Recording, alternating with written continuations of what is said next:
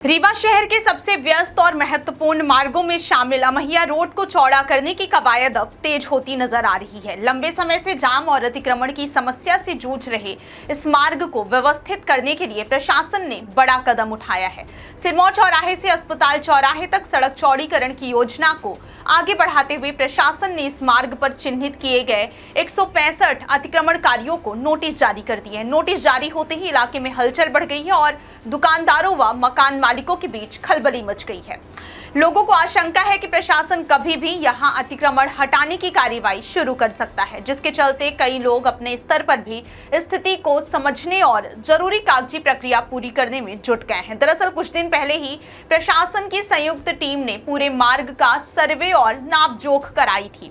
इस टीम में राजस्व विभाग, नगर निगम और अन्य संबंधित विभागों के अधिकारी शामिल थे।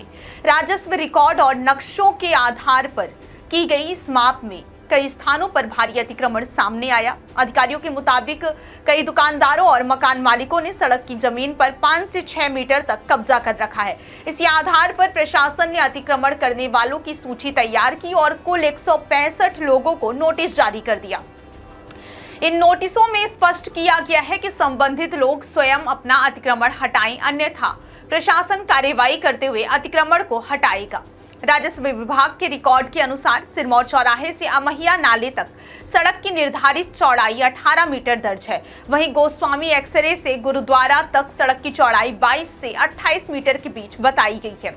इसके अलावा गुरुद्वारा से अस्पताल चौराहे तक सड़क की चौड़ाई फिर से 18 मीटर दर्ज है। लेकिन जब प्रशासन की टीम ने मौके पर जाकर वास्तविक स्थिति की जांच की तो सामने आया कि कई जगहों पर सड़क की जमीन पर बड़े पैमाने पर अतिक्रमण कर लिया गया है। कुछ दुकानदारों ने अपनी दुकानों का निर्माण आगे बढ़ा लिया है तो कुछ ने स्थायी ढांचे खड़े कर दिए हैं। यही वजह है कि कई स्थानों पर सड़क की चौड़ाई काफी कम हो गई है, जिससे यातायात प्रभावित होता है और रोजाना जाम की स्थिति बनती है। सर्वे के दौरान यह भी सामने आया है कि सुपर स्पेशलिटी हॉस्पिटल के सामने बनी अधिकांश दुकानें भी अतिक्रमण की जद में हैं। यहाँ कई दुकानों का निर्माण सड़क की सीमा से आगे तक किया गया है। इसके अलावा छोटी दरगाह परिसर में बनी दुकानों को भी करीब 5 फीट तक बढ़ाकर बनाया गया है, जो राजस्व रिकॉर्ड में दर्ज सीमा से बाहर पाया गया। अमहिया मोड़ के पास स्थित तिराहे में सबसे ज्यादा अतिक्रमण सामने आया है। यहाँ कई अस्थायी और स्थायी ढांचे सड़क की जमीन पर खड़े पाए गए हैं, जिससे इस क्षेत्र में यातायात व्यवस्था काफी प्रभावित होती है। प्रशासन का मानना है कि यदि इन अतिक्रमणों को हटाकर सड़क को उसके वास्तविक आकार में लाया जाता है तो इस पूरे मार्ग पर ट्रैफिक की समस्या काफी हद तक कम हो सकती है। हालांकि अतिक्रमणकारियों की सूची सामने आने के बाद अब एक नया विवाद भी खड़ा हो गया है। दरअसल इस मार्ग पर स्थित कई दुकानों और मकानों की पिछले कुछ वर्षों में खरीद बिक्री हो चुकी है, लेकिन प्रशासन द्वारा जारी की गई सूची में अभी भी पुराने मालिकों के नाम दर्ज हैं। ऐसे में वर्तमान मालिकों के सामने असमंजस की स्थिति बन गई है। कई लोगों को डर है कि अगर सूची में उनका नाम शामिल नहीं हुआ तो भविष्य में यदि किसी प्रकार का मुआवजा या फिर अन्य राहत राशि दी जाती है तो वे उससे वंचित रह जाएंगे। यही वजह है कि कई दुकानदार और मकान मालिक तहसील और नगर निगम कार्यालय के चक्कर काटते नजर आ रहे हैं और अपने नाम सूची में दर्ज कराने के लिए आवेदन दे रहे हैं।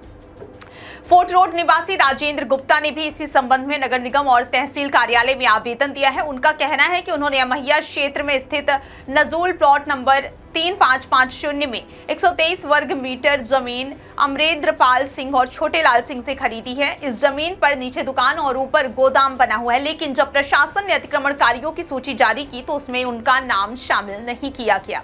राजेंद्र गुप्ता का कहना है कि वे वर्तमान में उस संपत्ति के मालिक हैं, इसलिए सूची में उनका नाम दर्ज किया जाना चाहिए ताकि भविष्य में किसी प्रकार की कार्रवाई या मुआवजे की प्रक्रिया में उन्हें कोई परेशानी न हो।